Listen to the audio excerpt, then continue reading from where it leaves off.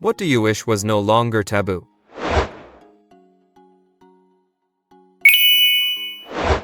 Pointing out that someone is black.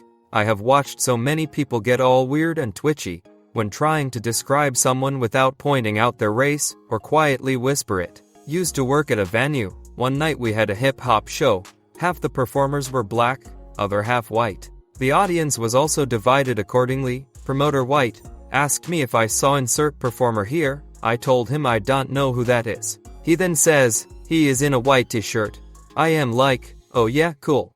So are 30 other people in this place. He pauses, gets all uncomfortable, then says, I just try to describe people without bringing up their race. I am like, alright, so he is black? Because you would not be getting all weird if he was white. I think white people mean well, but by trying to tiptoe and whisper the races of people of color, they are really perpetuating the idea that their skin color is bad, so we should not talk about it, you know.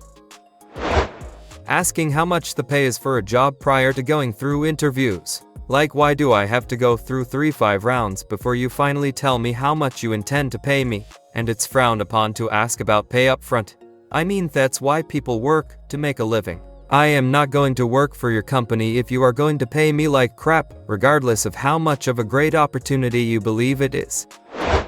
Telling someone that something they are doing is bothering you, that they can easily fix telling someone they might not realize that they are doing. For instance, can you wipe down the oven after you make pasta sauce? Or your lipstick is really smudged right now, you might want to fix it. People get so offended when you point out things they might not notice, that they could fix in less than 20 seconds that either bother you or they should want to know. I don't get it.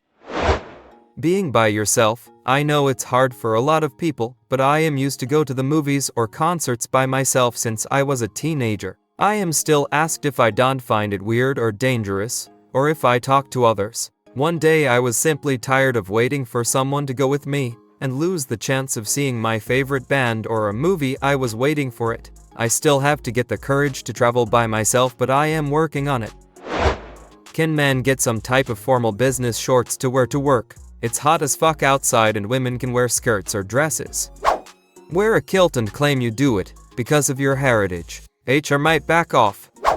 What do I do if I am blatantly Asian? Breezy kimono. Talking about suicide. The second I bring it up, that my brother killed himself, I automatically get strange looks or feelings of pity. I just want to talk about my brother. He was hilarious and always made other people laugh. I don't want the way he died to define the way he lived his life. Miscarriage and infertility. It's amazing how common it is, but nobody talks about it. Infertility affects 1 in 8 couples. My wife had 3 miscarriages before our second kid.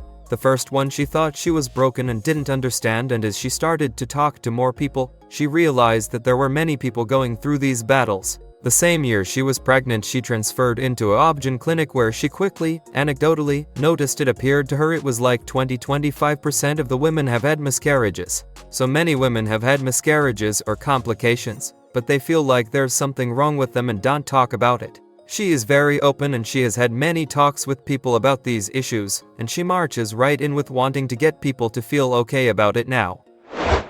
Talking to coworkers about your pay. I want to know if I am being shafted or not.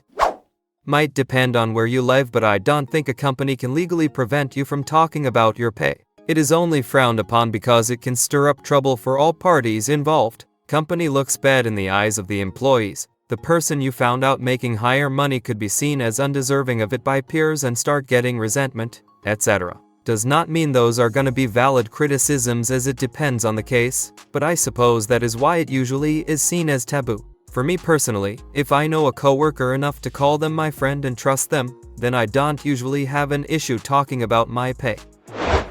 Loneliness. It's a huge problem with all this new technology coming up.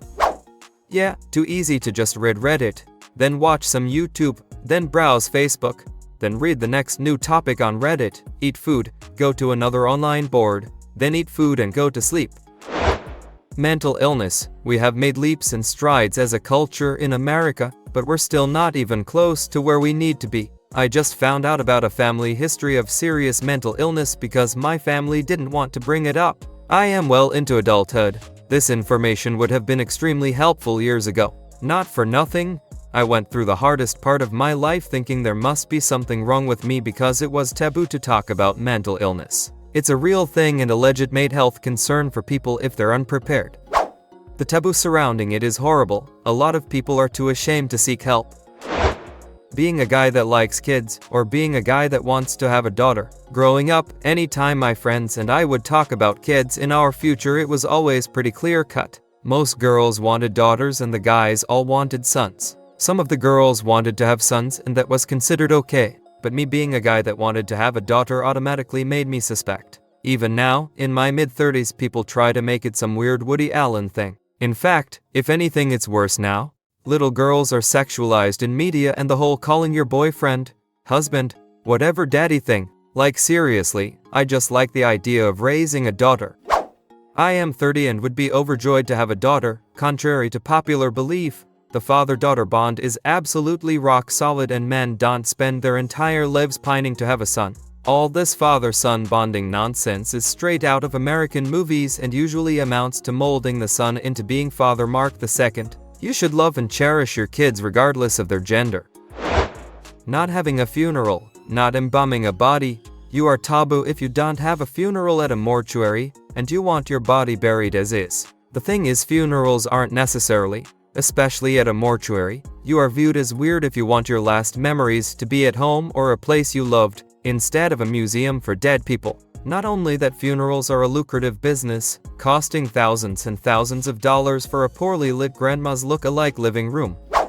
Unfortunately, in the US, there are laws forcing us to have some interaction with a funeral service. Viking funerals, or just burying in the middle of the woods, is improper disposition of a body. So even if you cremate, you still have to pay for the cremation service and the box to put the ashes in. Luckily, my parents and grandparents all want a quick cremation and backyard service. Girl asking out the guy first. I am really bad at catching hints from girls that like me and expect me to make a move while I am oblivious. If I didn't kiss my man goodnight, he never would have known we were on a date. He thought we were just friends hanging out. He paid cause I was broke. And women seem to tell each other, if we make the first move we will seem too needy, and they lose interest. Literally every guy I know would think getting asked out by a girl was amazing. Seriously, if my current girlfriend had not asked me out, I don't know if anything would have ever happened between us. We would talked about our feelings in high school a few times, and I would more or less given up when we both went to the same college, but then she asked me out. Still going strong 2.5 years later. If I am completely honest, I am not entirely sure who will beat who to proposing, if we ever get that far, and that's a pretty cool feeling. Show some fucking nipple on TV. Literally everyone has nipples.